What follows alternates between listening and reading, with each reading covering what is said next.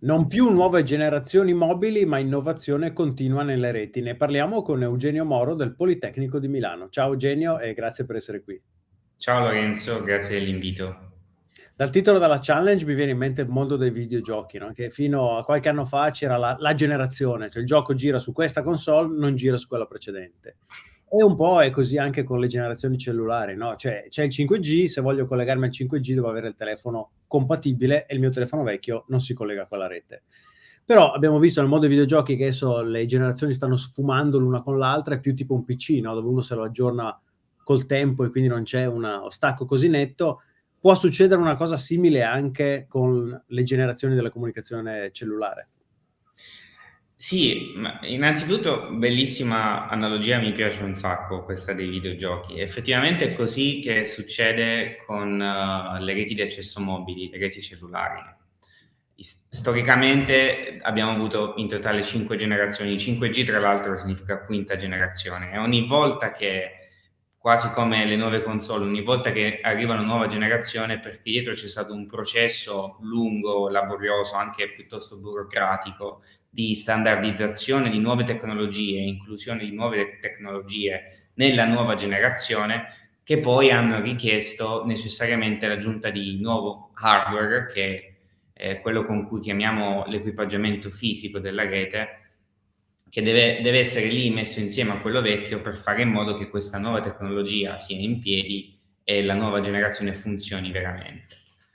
Ora, questo è quello che è successo storicamente, con non solo nuove tecnologie, hardware incluse nella rete, ma anche nuove frequenze che via via si sono usate con le nuove generazioni. Anche queste hanno richiesto modifiche hardware importanti che non permettevano di avere un unico oggetto che è possibile, di cui è possibile fare l'aggiornamento, come per i computer adesso. Diciamo che è possibile fare meglio, è possibile avere una rete in cui l'evoluzione è continua e non è più un processo lento, è un processo che spesso lascia indietro molte nuove tecnologie che potrebbero essere introdotte più velocemente. È il momento in cui magari si può iniziare a rispondere con un sì, perché recentemente l'architettura delle reti radiomobili si sta spostando verso quello che viene chiamata virtualizzazione, softwareizzazione, cioè spostare un componente fondamentale della rete radiomobile che prima era implementato su una scatola fisica e che non poteva essere facilmente aggiornata, che doveva essere installata, spostarlo su un software, letteralmente del codice che gira su delle macchine general purpose, che è possibile, come dici tu, fare un update, aggiungere nuove funzionalità senza dover per forza costruire un'altra scatola, portarla sul luogo ed aggiungerla. Esattamente come nella tua analogia. Non siamo ancora lì, non si parla di questo da nessuna parte all'interno della standardizzazione, ma è possibile dire che i tempi sono maturi, perlomeno dal punto di vista della ricerca.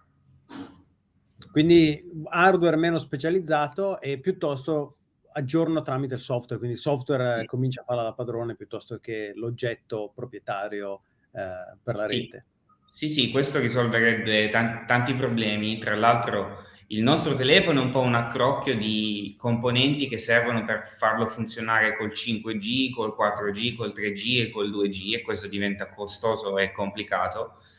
Stessa identica cosa, noi non la vediamo, succede all'interno dei siti dove vengono installate le stazioni radiobase. Anche lì abbiamo vecchi componenti, vecchi di 20 anni, che devono stare ancora lì, che devono stare in piedi, che consumano molto perché usano tecnologie diverse. Ecco, uno dei benefici sarebbe appiattire tutta questa complessità in un unico strato hardware, che poi è possibile aggiornare in futuro man mano che un'evoluzione continua porta innovazione istantaneamente alle reti radiomobili.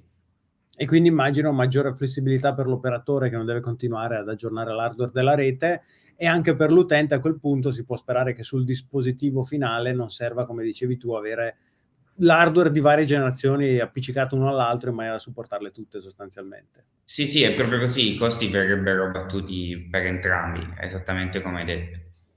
E in particolare di cosa ti occupi nella tua ricerca? Io nella mia ricerca mi occupo di quello che è uno dei candidati fondamentali come architettura per permettere in futuro un'evoluzione continua delle reti radiomobili. È un tipo di architettura, un'evoluzione dell'architettura delle reti di accesso che si chiama Open RAN, spesso viene chiamata anche ORAN, che è un insieme di specifiche che portano veramente per la prima volta all'interno delle reti radiomobili la flessibilità e la programmabilità necessaria per mettere in pratica diverse soluzioni avanzate che noi come ricercatori abbiamo sempre fatto e che non abbiamo mai potuto applicare su reti vere, perché come ti dicevo sono molto rigide, sono molto chiuse, ma soprattutto dagli strumenti di softwareizzazione e ancora di flessibilità che sono fondamentali, sono un mattone fondamentale per costruire questo strato di hardware generico su cui poi la rete viene continuamente aggiornata in modo continuo ancora e generazione. Grazie mille a Eugenio Moro del Politecnico di Milano. Grazie a voi.